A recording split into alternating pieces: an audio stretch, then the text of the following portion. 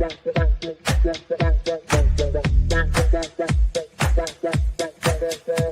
Connections Radio presents. Hello, everybody, and welcome to the Sunday Morning Chat Series with Jesse Oakley III. I'm your host, Jesse Oakley III, and the purpose of the Sunday Morning Chat Series is to interview a plethora of positive people that are making big differences in the communities. You name it, authors, singers, actors, writers, people that are doing community work. You will hear from them first, right here on the Sunday Morning Chat Series. And today, we got yourselves a wonderful episode and a wonderful show. I got to tell you, I've been searching high and low for a plethora of positive people making big differences in the community. And what better look than looking at family? Yes, I have a cousin here who's also an actress. And it's going to be very interesting to actually hear how she got started and what she's done. And oh my goodness, you know what? She's down home family. So it's going to be a fun episode. So please help me welcome none other than actress and my cousin, Gail Everett-Smith. Gail, how's it going? It's wonderful. I'm so happy to be here this morning. I couldn't think of any place I'd rather be right now. All right. This is truly fantastic. And without further delay, let's chat. Okay, let's do it. All right. Now, could you tell me how you got your start in acting? Where was that beginning for you? Well, as a child, I learned very early on that my mother wanted to be in entertainment. I don't think she wanted to be an actor. She wanted to be a singer. Oh, But, to be a singer, you got to have the voice. And my yes. mother didn't have the voice. But her interest in entertainment was always very strong. So one day she heard us singing in the back of the car on the way to our grandma's house, which takes about an hour from where we were living. And so, we kids, parents back then, you be quiet. You be quiet back there. So we couldn't talk or argue or anything like that. So we'd sing. And we started singing. And my mother tapped into that. She Ah, recognized right away that there was something there. And she began to promote us. And so over a period of time, she became our manager. yeah. We got a pianist, and we were the Everett Gospel Singers. We had a radio program. We sang on shows like Bobby Jones Gospel, and we sang with the Staple Singers when they sang gospel. Ooh, So we had a wide experience, but we were kids. We still wanted to play. So eventually we moved, we rebelled. We rebel because everything is rehearsal, going to some place, going back to rehearsal. There was no time to be a kid. And my mother didn't realize because she saw the excitement that people had for what we were presenting. mm, But so over a period of time, like I said, we rebelled and everybody went their own separate ways. And I, being the youngest of the group, my mother used to put me in dancing recitals. The Parks and Recreation Department used to always have over the summer a summer program where people came out and kids danced and they did different things and the community supported them. Well, I was the dancer. I did an Egyptian dance. I mean, I was good at it too. And I won a lot of awards. But that only fueled my mother's interest in the entertainment business. So she pushed me on to pageants, to plays, to things like that. At the time, as a child, I resented it, but it became a part of me.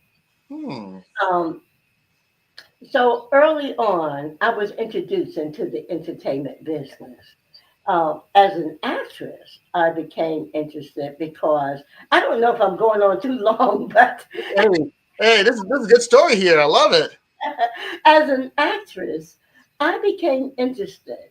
Uh, my mother eventually became ill as a onset early dementia from early menopause. Okay. So my family started to fall apart. And as the youngest of the group, I was looking to latch on to whatever I could to what I had known. And so I began to do community theater. Ah, And I went to college and I started doing college theater. And because I always thought I was going to be a dancer because most of my pageants were dancing. hmm. I saw myself as, the little Frank Sinatra daughter, the one that did those boots are made for walking. you know, I saw myself as a go-go dancer, not the other type of dancers they have now. But I saw Right. myself as a go-go dancer. It never materialized. So in college, I started inquiring into theater, and I fell in love. Oh my goodness. I That, fell in love. That was that's the first introduction to theater. that's that's truly amazing and fantastic. And now, for you could have plenty of acting roles that you have done as your career as an actress. Now, what are some of the roles that you've done by show? By Okay. yeah. I'll start you back years and years and years ago. I've been in this business about 36 years. So my beginning was going, I had been injured. And I know this is a little off, but Okay. I had been injured on the job and I was out on workers' compensation. And so they said, well, we'll pay you wherever you are, because you're injured, whatever. I heard that Universal Studios and Disney were moving into Florida. Hmm. By this time, I had three children, but I decided if they were going to continue to pay my lost wage, basically, I would move to Florida where everything was happening just to see if I could get in. And I started I get connected with University of Central Florida Drama Department. And they led me to a prominent studio because Hmm. I was afraid of being scammed. That's a big fear in the entertainment industry, Right. being scammed. And so I was afraid of being scammed, but they sent me to an age school. I don't know if you remember Delta Burke I remember. and the guy from Dukes of Hazzard. Yep. They all went to that school, and so I Ah, felt comfortable, and I started in that. So I began to book roles before I knew what the heck I was doing. I didn't know what I was doing. I came in. My very first audition was with Dan Aykroyd for My Girl. wow. They said, you're going to have all these cameras. And I said, wait a minute, I've only had two classes. But they sent me anyway because I had that Nell Carter look.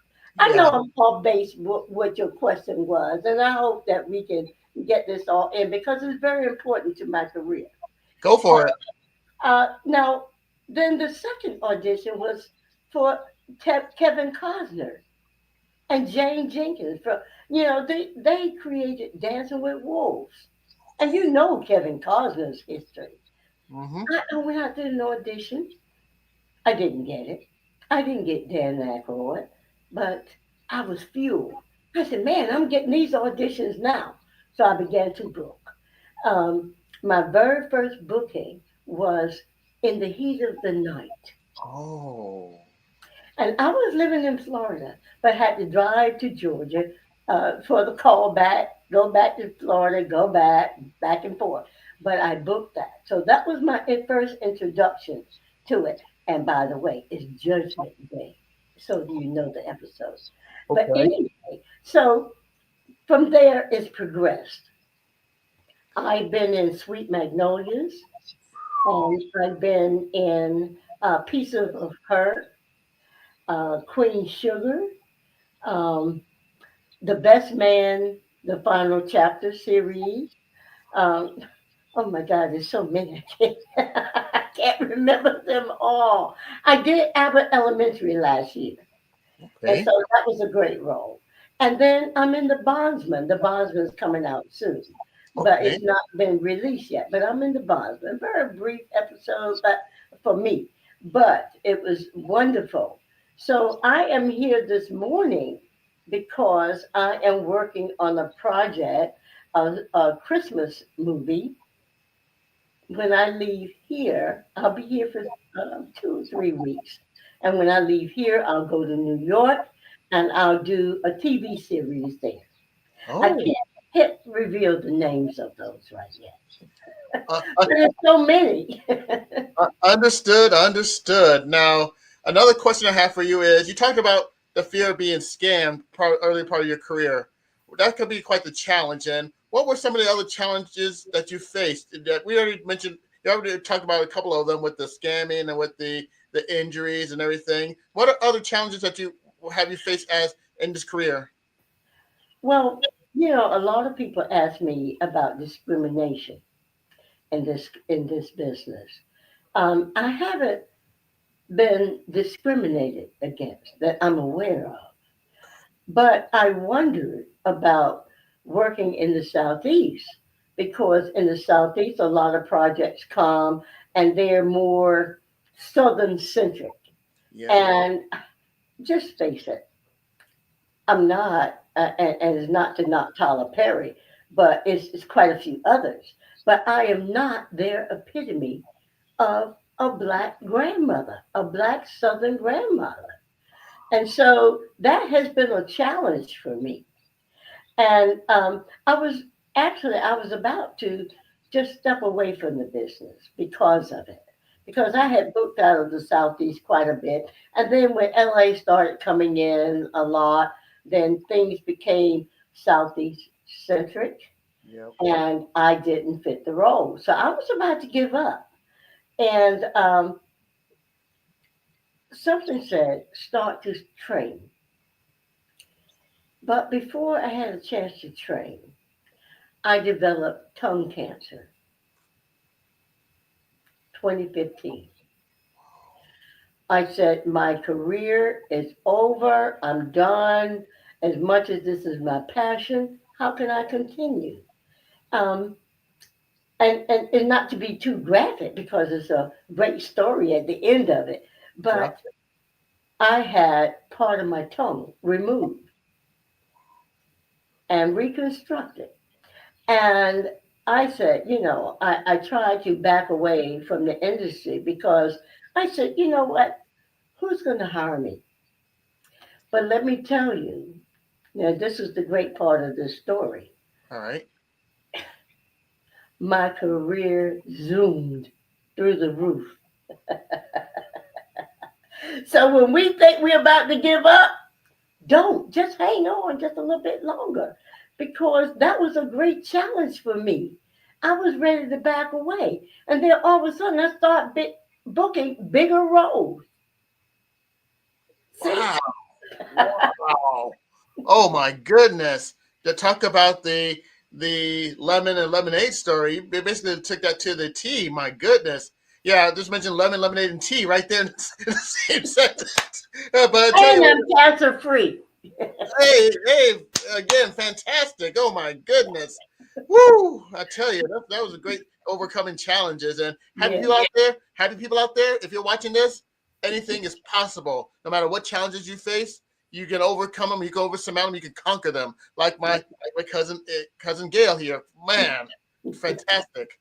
Now, another question I have for you is we talked about your appearances and different roles. What were some of the best moments you experienced in your career? Abbott Elementary Ah, was the best. And it's not because it's a well known show, but because my reception from the time I arrived at the studio, really from the time I arrived in LA, because I was in Georgia. And from the time I arrived in LA, they picked me up, they treated me great. When I went on set, Quinta Brunson ah, came personally to meet with me, hmm, to welcome me to the set, and to introduce me to like Cheryl Lee Raff and some of the other major cast. And even though I wasn't in the scene with some of them, she wanted to make me a part of Abbott Elementary family. So that was a major high for me. from a person that thought their career was over. I tell you, that is truly fantastic because, again, basically you conquered the obstacles to get to where you are right now. And from family, from hearing us, this, you know what, this makes my heart happy. And this is what this podcast is all about, making big differences. And my goodness, you're making a big difference, and you're quite the inspiration. My Thank goodness. you. Thank you. Now, speaking of inspiration, there is somebody out there that's listened to your story, that has seen your work, that has seen what you've done, and they're inspired by what you're doing, and they want to be in your shoes. If you can give advice to somebody who wants to be in your shoes, what advice would you give them? My first advice would be, if you're interested, start doing community theater, involve yourself in community projects, get the actual experience of being involved, to be a part of, to be able to add something to, because that's what we do. We add to. And my other advice is save some money. Yes. Save some money. I don't care if you got to take $5 or $10 out of your paycheck. Save it. You have to have headshots. You have to have money to travel if you book something. There are classes. Classes never stop. Denzel Washington, all of them still train. I train. And it never stops. It's not like, oh, I got this and now I can stop and do some work. It's continuous because the more you train, the more you grow. So I would say get the right mindset. Get the right mindset.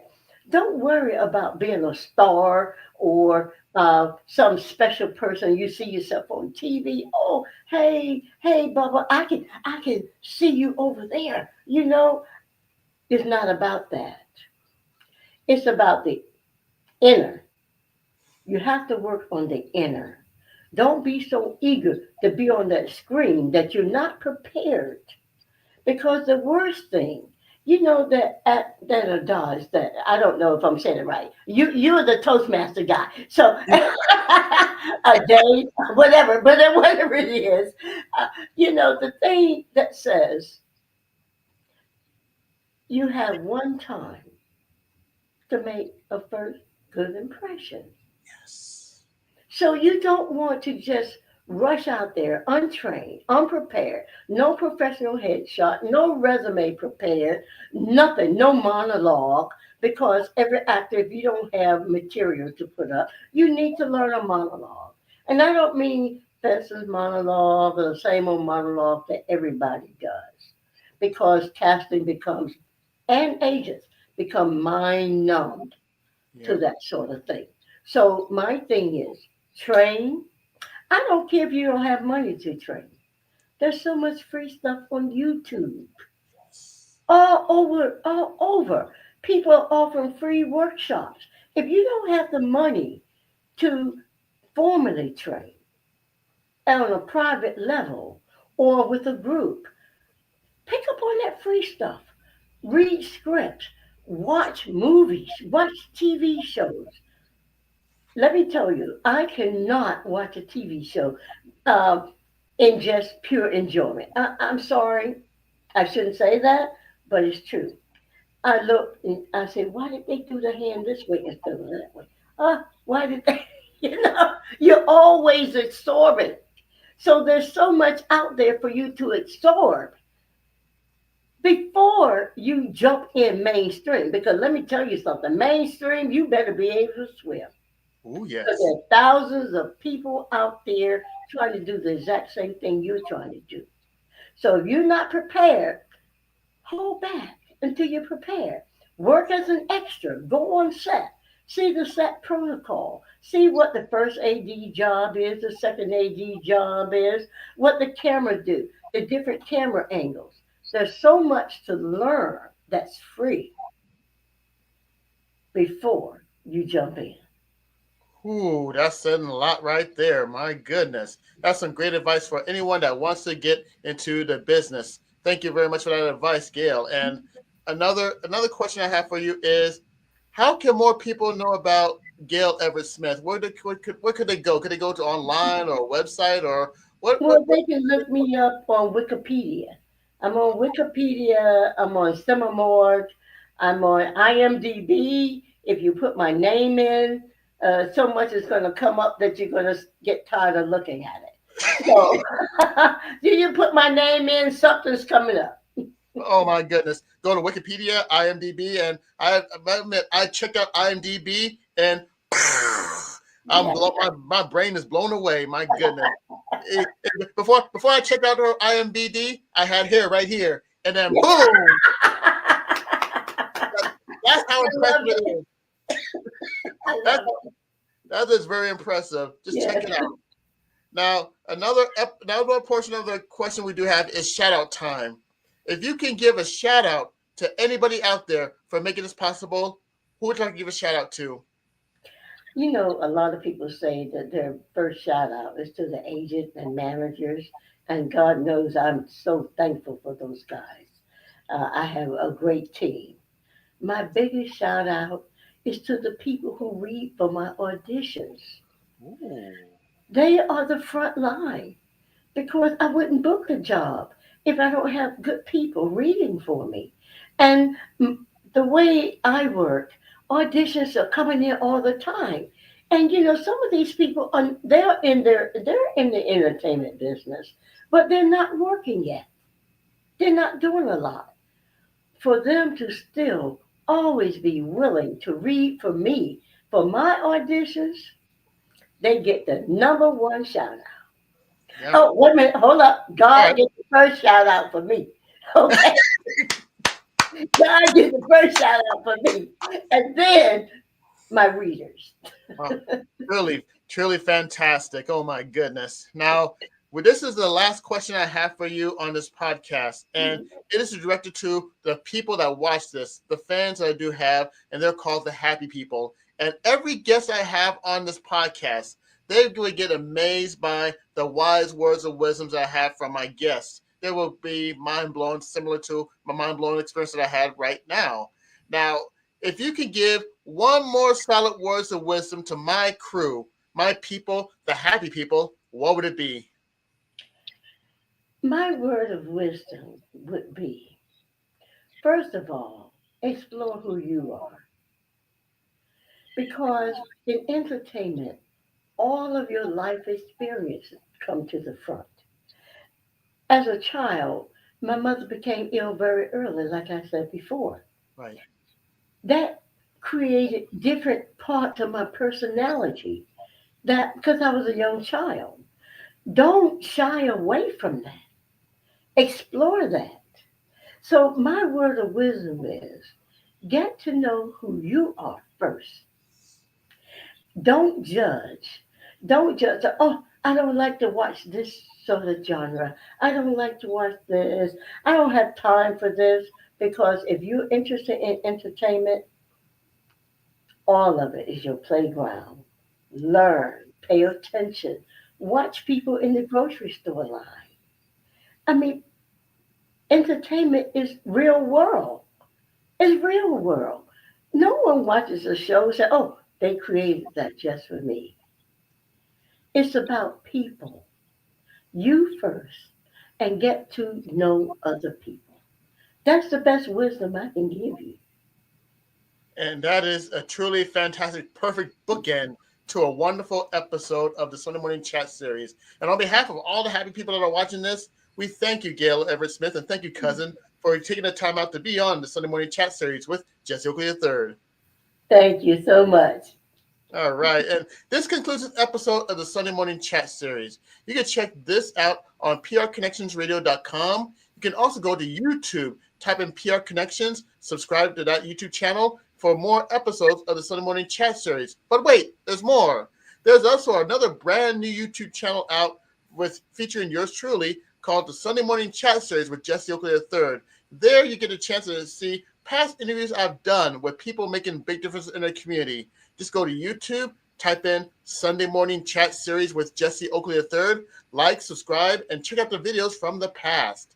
There's some amazing people that I've did interviews with. My goodness. Now, this concludes this episode of the Sunday Morning Chat Series with Jesse Oakley III. You can stay tuned for the next episode, which will take place Sunday at 9 a.m. Pacific Standard Times on the PR Connections Radio and PR Connections YouTube. Until next time, you take care of yourselves and have a great day. Bye.